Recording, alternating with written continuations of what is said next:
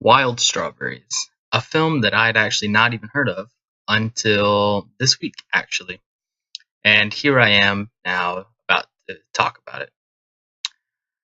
Wild Strawberries, first off, the intro. Personally, I felt like a Hollywood vibe like that. And you hear the sound of the intro, and you're just like, I already know what kind of movie this is going to be. Whether it be like Pixar with the little lamp that comes and bounces, or you've got Warner Brothers, which is a very unique sound. So that's the first thing I saw just in the intro.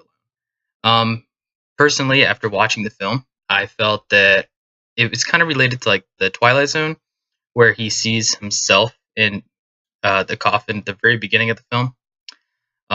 Another one I also related it to was A Christmas Carol.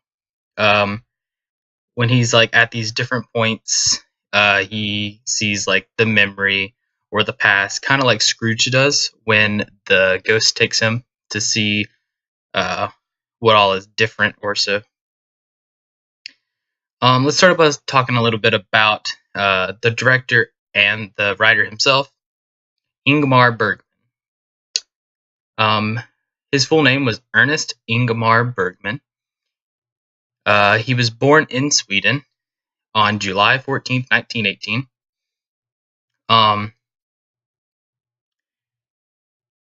He went on to go to Stockholm University, where he first started studying art, history, and literature. And there is when he fell in love with theater.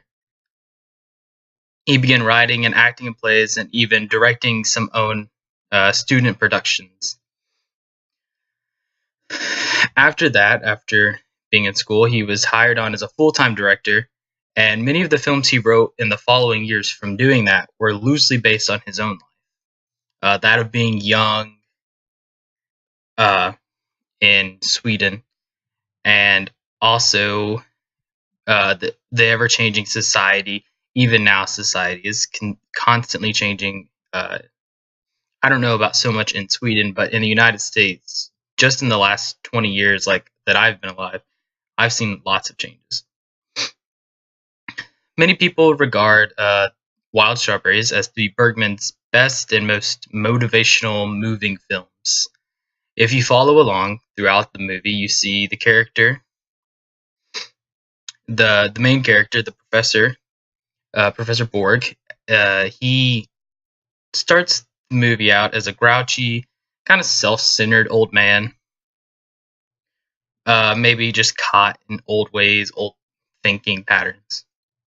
But throughout the film, you see him, like, he visits the memories, and he starts thinking about his own life compared to these memories. Along the way, he picks up a couple different travelers, to say, that also influence his life from there on. One movie that I did choose to talk about was Stardust Memories, which is a Woody Allen film. I have never personally seen it, but apparently its plot is very similar to that of Wild Strawberries. Sandy, which is the main character in Stardust Memories, is going to watch his own films, and upon seeing these, he has his own flashbacks and memories, which are that of the professor in Wild Strawberries. One line that I remember towards the very end of Wild Strawberries, when the professor arrives back, he tells the woman that he is sorry for this morning, sorry for like the argument. To which she responds, "Are you ill, professor?" This line, personally, I still use today. Like if someone says something that I'm not really, that it kind of catches me off guard, I'm like, "Are you sick? Are you feeling well?"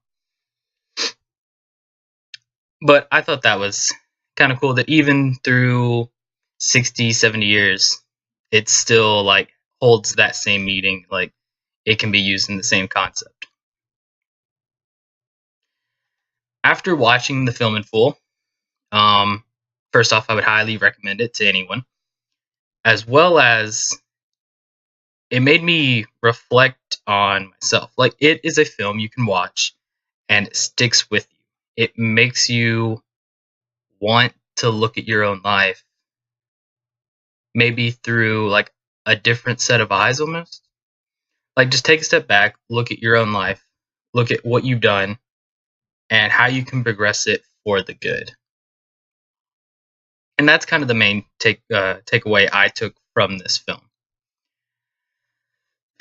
I feel that anyone that watches this film might get that same takeaway, that they should take a step back, look at how their attitude is on life and how it can actually change.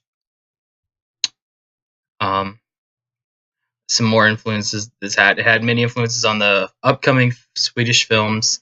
Many people are very, very fond of Bergman and his talents that he had throughout life. And that is all. Thank you for listening. I have been Trevor Demery. Thank you again.